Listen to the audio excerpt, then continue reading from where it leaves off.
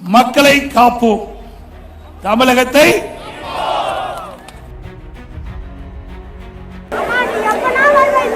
வந்துடுறமா, கவலைப்படாதம்மா. 27 மக்களை காப்போம் தமிழகத்தை மீட்போம் எனும் பெயரில் அதிமுக பொதுச் செயலாளர் எடப்பாடி பழனிசாமி மேற்கொள்ளும் சுற்றுப்பயணத்திற்கு பொதுமக்களின் ஆதரவு அதிகரித்துள்ளதால் முதற்கட்ட சுற்றுப்பயணம் முடிந்த மறுநாளே இரண்டாம் கட்ட சுற்றுப்பயணம் தொடங்கப்படுவதாக அதிமுக சார்பில் தெரிவிக்கப்பட்டுள்ளது.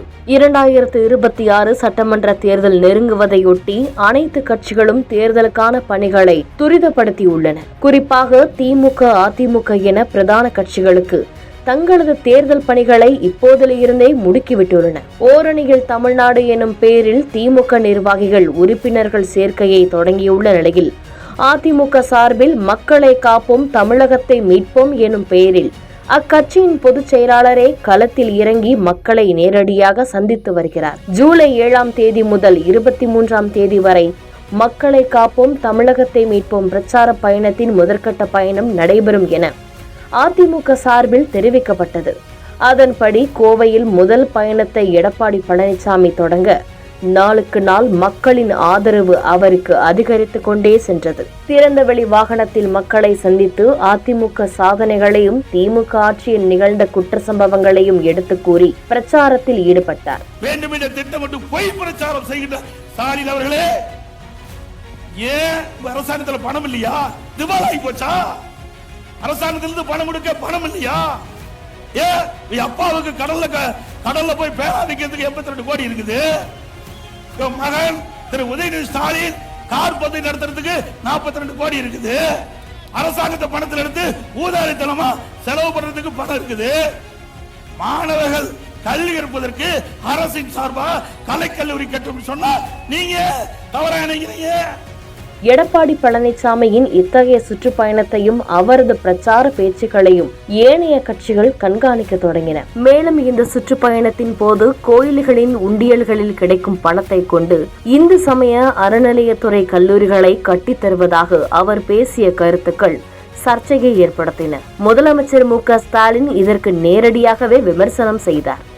கல்லூரி கட்டல, அரசாங்கத்திலிருந்து கல்லூரி கட்டினா வேண்டாமா? நாங்க கொடுத்தோம்ல, அண்ணா திமுக ஆட்சியில இத்தனை கல்லூரி நாம் கட்டி கொடுத்துக்கிறோம். மருத்துவ கல்லூரி நான் சொன்ன அத்தனை கல்லூரியும் அரசாங்க பணத்தில் கொடுத்துக்கிறோம். நீங்க அப்படி அல்ல, வேண்டுமென்றே திட்டமிட்டு அறநிலையத்துறையில் இருக்கின்ற அந்த நிதியை எடுத்து இதற்கு செலவழிப்பது எந்த விதத்தில் நியாயம்? சிந்திச்சு பாருங்க. இதெல்லாம் ஒரு சதி செயலாத்தான் மக்கள் பார்க்கிறாங்க. பல மக்கள் என்னிடத்துல கோரிக்கை வச்சாங்க, இது ஏங்க கோயில் அறநிலையத்துறையில் இருந்து இருக்கிற பணத்தை எடுத்து அதுக்கு செலவு பண்றாங்க? கல்விக்கு வேண்டாம்னு சொல்லல, கல்வி என்பது முக்கியம். ஒரு மனிதனுக்கு கண் எப்படி முக்கியமோ அது போல ஒரு நாட்டிற்கு கல்வி முக்கியம். ஆனா அந்த கல்வி அரசாங்கத்திலிருந்தே கொடுக்கலாம். ஏன் அரசாங்கத்தில் பணம் இல்லையா? 10 கல்லூரிக்கு தேவையான பணம் இல்லையா?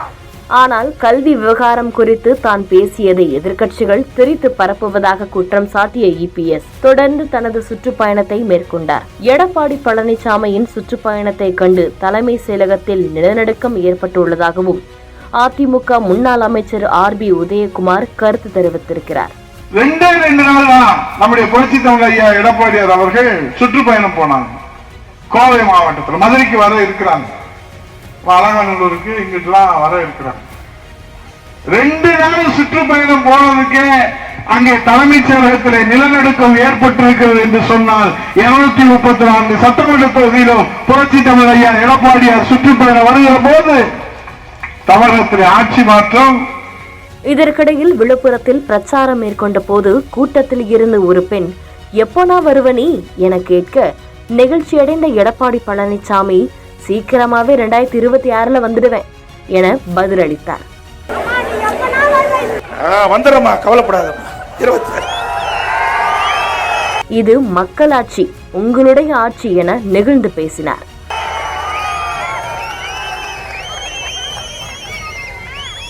இது நம்ம ஆட்சிங்க, மக்கள் ஆட்சி, உங்க ஆட்சி. நீங்க என்ன என்றீங்களோ அதை நடைமுறைப்படுத்துவது எங்களோட வேலை.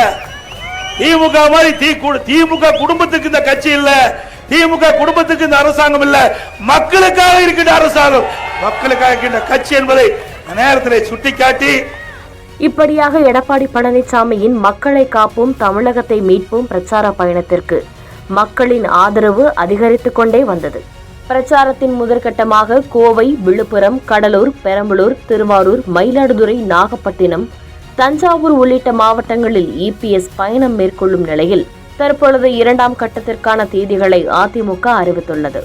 முதற்கட்ட பயணத்திற்கு பிறகு சிறிது ஓய்வெடுக்க விரும்பிய நிலையில் மக்களின் ஆதரவு நாளுக்கு நாள் அதிகரித்து வருவதால் ஓய்வு வேண்டாம், 2ஆம் கட்ட பயணத்தை அடுத்த நாளை திட்டமிடுங்கள் என எடப்பாடி பழனிசாமி தெரிவித்ததாக கூறப்படுகிறது. இதனால் முதற்கட்ட பயணம் ஜூலை 23ஆம் தேதி முடிவடைகிற நிலையில் அடுத்த நாளை, அதாவது ஜூலை 24ஆம் தேதியே 2ஆம் கட்ட பயணத்தை எடப்பாடி பழனிசாமி தொடங்குகிறார். மக்களின் தொடர் ஆதரவால் எடப்பாடி பழனிசாமி ஓய்வில்லாமல் தொடர்ந்து பயணத்தை மேற்கொள்வதை ஏனைய கட்சிகள் கண்காணித்து வரும் நிலையில் அரசியல் களம் சூடு பிடிக்க தொடங்கியுள்ளது. செய்திகளை உடனுக்குடன் தெரிந்து கொள்ள கீழ்கண்ட கேபிள் மற்றும் டிடிஎச் நெட்வொர்க்குகளில் எம்நாடு செய்தி தொலைக்காட்சியை காணுங்கள். பாதகம் செய்பவரை கண்டால் நாம் பயம் கொள்ளலாகாது பாப்பா, மோதி மிதித்து விடு பாப்பா, அவர் முகத்தில் உமிழ்ந்து விடு பாப்பா. அண்மை செய்திகளை உடனுக்குடன் தெரிந்து கொள்ள இணைந்திருங்கள் எம்நாடு தொலைக்காட்சியுடன்.